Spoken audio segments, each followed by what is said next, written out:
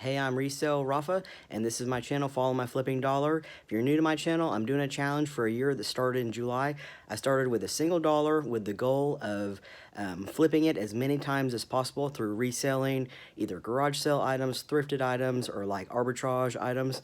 And so what my channel does is I follow every purchase and sale that I make, and then maybe like some flip tips along the way and just some bolos of what to watch out for if you're a reseller. And I hope you find this video helpful for you. The theme of this video is boomers, specifically like baby boomers, and just a couple different instances where it's helped me out, where baby boomers have been on my side this past week. It's Monday morning before work, and I had a sale come through overnight. These Echo men's golf shoes. I got $15 for these, and I paid $5 for them, so not a bad sale there. Headed to QT to do a marketplace meetup. Paid $3.33 for this one, and I should get $15 for it. Sold the Black & Decker weed eater. I think I might have got that at Hal. $3.33 into it. Got $15 for it, so tripled my money basically. I'm about to take this $15 and put it in the truck for gas. That's kind of what I do on Mondays. That's like maybe probably about a half a tank of gas. I think that's completely fair for my mileage that I'm driving to whenever I'm sourcing stuff and like meeting people. I guess I probably need to start keeping track of that officially. Headed back up to QT to deliver this Black & Decker hedgehog that I picked up on Saturday. I paid $3 for this and I got $15. And I say deliver because I've actually already been paid for this one. She paid me via PayPal, so that's cool. Don't have to worry about not showing up essentially. So there, right when I got there, delivered the hedge trimmer, and I don't have anything to show for it because it's on PayPal.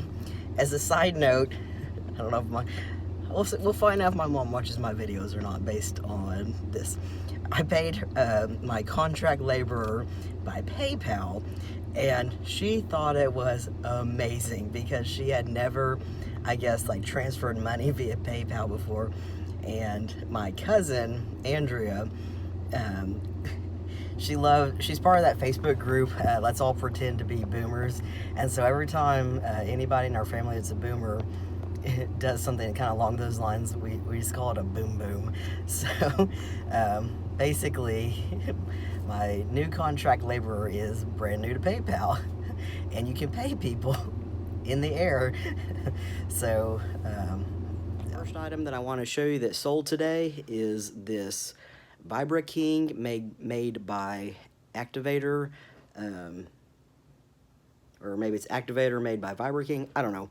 But the point is, here it is, check it out. Remember this one. I saw this at an estate sale, and I looked at it pretty close to figure out what it was, and I saw that it was like a handheld, obviously vintage, like massager tool.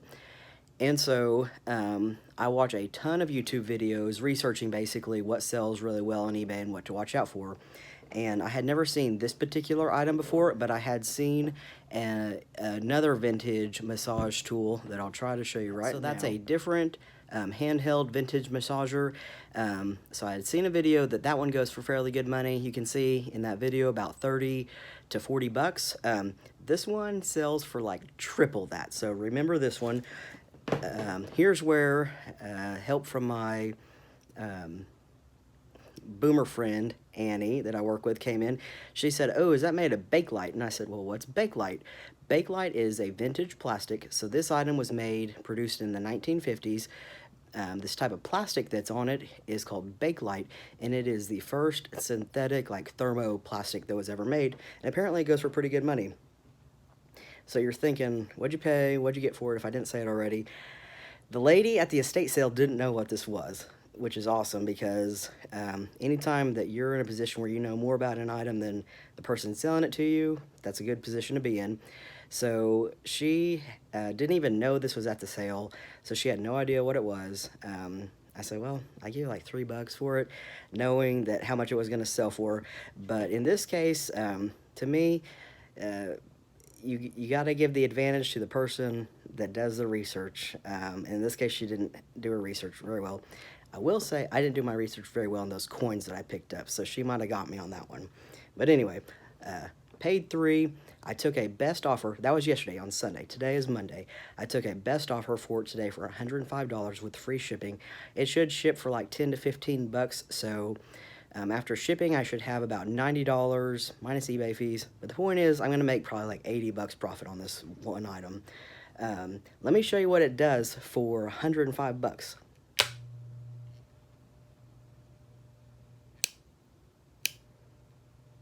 Someone paid $105 for this. I don't get it, but I had a lot of offers come in for this. They were like in the $80 to $90 range, and I had done my research to see they can sell for like up to $135 with free shipping. I'm in the spirit of giving us stuff for a little bit cheaper and fast flips, so I felt comfortable at the $105 option for someone to get this. So, I don't know. You can see, there's my sticker. Oh, I paid, well, that says I paid $2 for it. I think I paid $3. Couldn't be happier with this one. Even better news, I'm only paying $8.50 to ship this out, so my takeaway on that is going to be like 97 bucks or something like that. eBay will get their piece of the pie, so I should maybe get around 80 to 85 bucks margin on that, or after all the fees and shipping. So this is Boomer Day. All of my sales were vintage stuff, so Boomer or older basically. Next up, I got 15 bucks for this New York Giants snapback. My new practice, business practice basically, is whenever I am packaging something after I've weighed it, taken my pictures for eBay, listed it, all that, especially because I keep so much of my stuff in the garage. I don't want any like spiders or whatever, dust to get on the stuff. And so especially if it's like clothing or whatever, put it in a bag so you can't see it terribly well through there. But this thing was in great condition. It is used, but very little. I had $1 into this one. I can't forget to take that tag off. Shipping on top. Next up, vintage ink. It was a lot of 4 that I got at a garage sale. I've had $5 into this one. Basically, if I see ink for a reasonable price at garage sales or wherever, I pick it up because it pretty much always sells. It may take a little while, but it's going to sell if it's name brand. This stuff expired 12 years ago. Not just made 12 years ago, it expired 12 years ago. It still sells. You can see the boxes are in like new condition. So you're not going to get a ton of money for it if they're that old, but it's basically 10 bucks profit minus a couple bucks fees, but you know, double to triple your money. Next up is this vintage lot of cross-stitch magazines. I bought, that's not going to go together. I bought, I think probably over 100 of these, maybe for 15 bucks. This is 37 of the cross-stitch and country crafts, and let's see, the date is from 87, before I was born, just right before I was born. So anyway, let's see, it's pretty thick. You cannot ship this by medium mail because it likely has advertising in it because it's a magazine, yeah. And so if it has advertising, you can't ship by medium mail, so shipping by like parcel select or something like that because it gets pretty heavy. Anyway, I'm getting about 50 cents to $1 for these. That one I got like over 30 bucks for that single magazine. Definitely a good purchase here that's paying off. And I'm gonna just ship it in this binder. Essentially, it has these binder holder deals. So, happy with that one. Another vintage item. I think I just spent like the last 30 minutes fighting with making a box for those darn magazines. Still worth it, my time, since I got 28 bucks for them with shipping on top. They weighed close to 13 pounds, and they're magazines, and they were in super nice condition, and I advertised them as such, so I wanted to make sure they got to the customer in that manner. And so I was looking in my garage for a box that would be nice to ship them in, like a more heavy-duty box. So sometimes you have to make a box because these were in a really big binder and I just didn't have the exact size. So I was basically trying to cut a box down to size. I made like a stupid mistake when I was measuring and I made the box too small. So then I had to start all over, and so I ended up using, that light. Oh, that box right there. So that is a prime pantry box. Those work really well. They're heavy duty. but because they're so heavy duty, I had to do all this cutting. Anyway, I spent close to 30 minutes. Um, I'm really OCD about shipping because I don't want my stuff to be damaged in the final piece of getting to somebody. So I hope that they get there like they're supposed to, and yeah, so that you got to factor that in whenever you're doing reselling, is that shipping does take time, especially when you have to make your own boxes, like cut them down to size. It really saves on shipping where dimensionally you get it small. The next vintage item that sold is this. This one didn't have to go in a bag, but I kind of like just putting stuff in bags now. It's hard to see, but it's like a simplex vintage. It's a salesman's sample of a jack, so it would actually work. It's supposed to have a pin that goes there. Mine doesn't have it, and so it would work actually like a, huge, 2-ton jack wood or whatever. And this sold for 15 bucks, and I got it for 22 cents. This says 29. I forgot that I got more items at Hal that day. I had 22 cents into this one. Buyer paid shipping. I picked that jack up, that last item, maybe on like Thursday or Friday at Hal last week.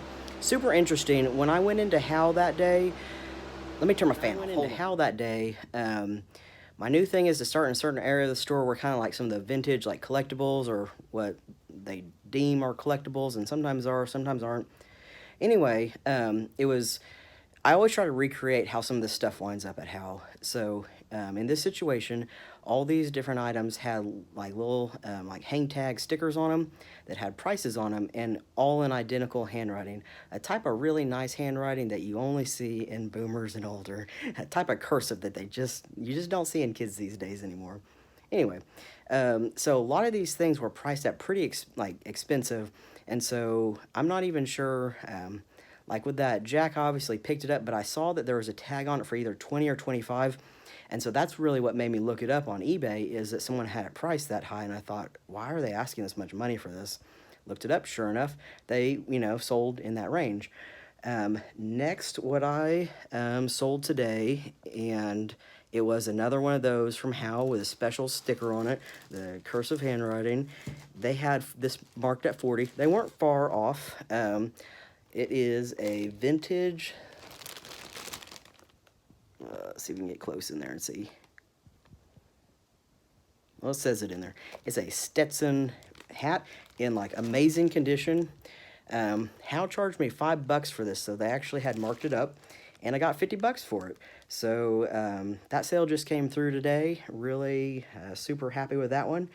And I picked up several things. So I don't know if this was, I don't think it was an estate, because it seemed probably more like a garage sale where they just knew the value of what they had. It was kind of as if they had, looked it up on eBay and then were asking those prices.